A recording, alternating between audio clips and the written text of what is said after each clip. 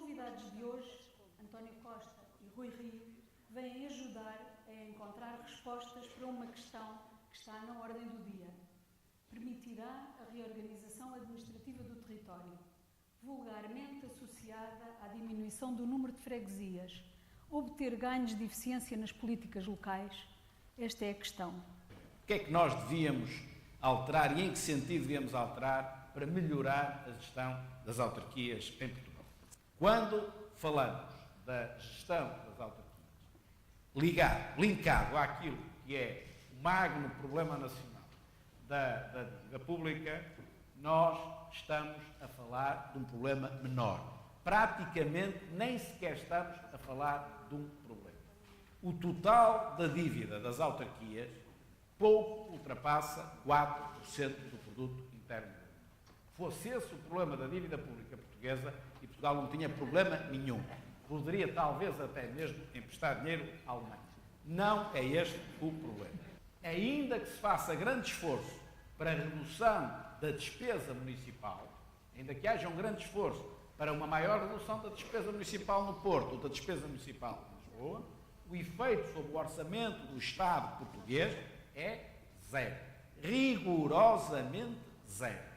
Em minha opinião, há muitas câmaras em Portugal que estão mal geridas e que devem ser mais bem geridas. Com isto não quero dizer que não há problemas nas câmaras. Eu estou a dizer que há muitas câmaras mal geridas e que devem ser mais bem geridas. E que, portanto, devemos tomar medidas para que assim seja. Diferente é dizer que está aqui o problema nacional, antes estivesse que não está aqui, efetivamente, o problema nacional. Nós temos, relativamente a Lisboa, neste momento já na Assembleia da República, um projeto de lei subscrito conjuntamente pelo PS e pelo PSD para a reforma da divisão administrativa da cidade de Lisboa. E qual foi o processo que nós adotámos e a reflexão que nós fizemos? Nós partimos de três conceitos que tradicionalmente são tidos como sinónimos, mas que manifestamente são distintos na cidade de Lisboa. A ideia de cidade, a ideia de concelho e a ideia de município. E em torno destes três conceitos procurámos ver qual era o modelo de governação ideal para estes espaços.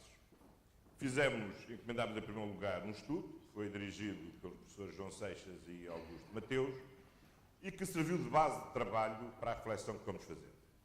Primeira constatação: a cidade excede em muito o município. A cidade é todo o contínuo urbano, que vai pelo menos desde Vila Franca de Xira até Cascais, e que vai seguramente de Loures, se não a Setúbal, pelo menos ao Seixal, ao Barreiro, à Almada, e portanto é um contínuo que carece de ser governado.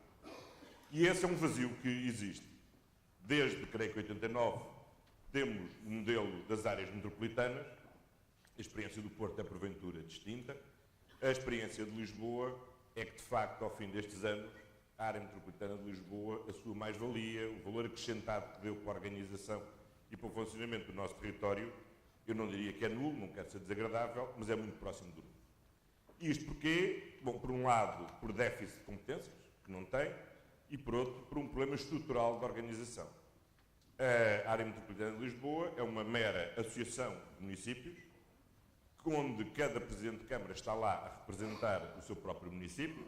No caso de Lisboa, é um espaço agradável, onde nos podemos encontrar de 15 em 15 dias, contribui para o bom relacionamento entre todos, aproveitamos para tratar um ou outro problema bilateral, aproveitamos para fazer o lobby necessário relativamente aos problemas que em conjunto temos quanto aos governos, que vão passando. Agora, a verdade é que, relativamente à gestão do território, a atividade e o resultado é nulo. E isto, para termos uma ideia, é como se tivéssemos uma União Europeia sem Comissão.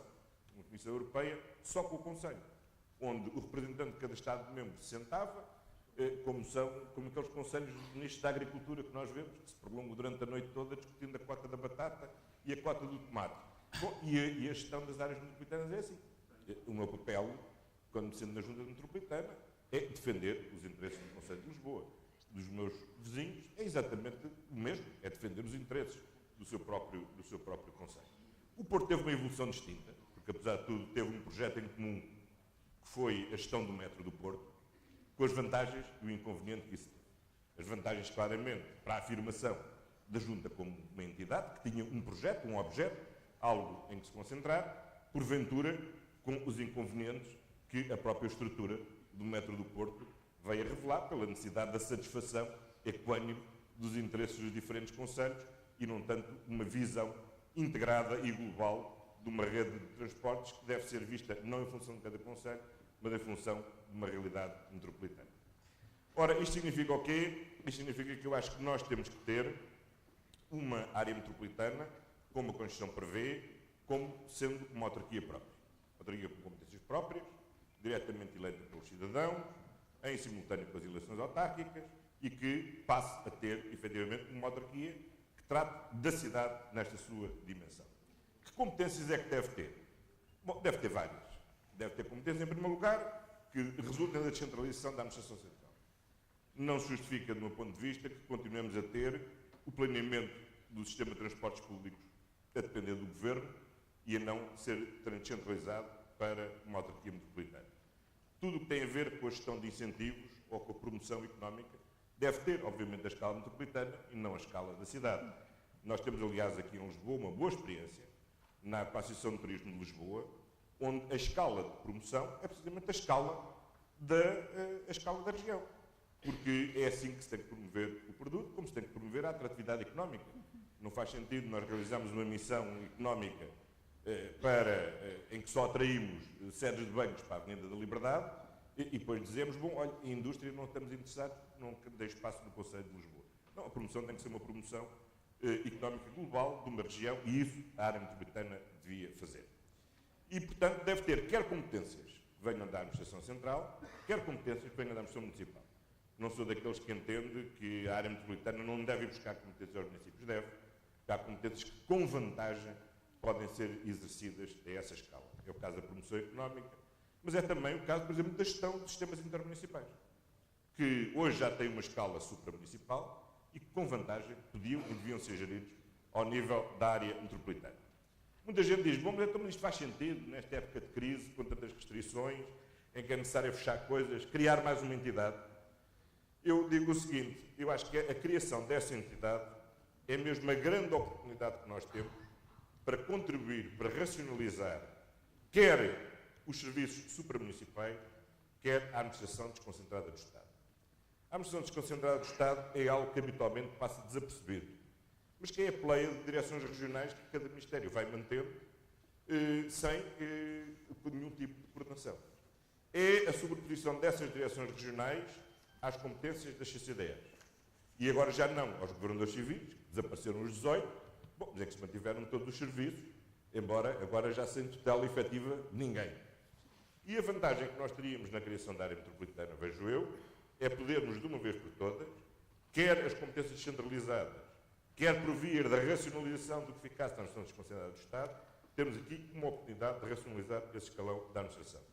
E, portanto, para mim não era criar mais uma entidade, era racionalizar as N entidades que existem neste território e com toda a vantagem que podiam ser racionalizadas.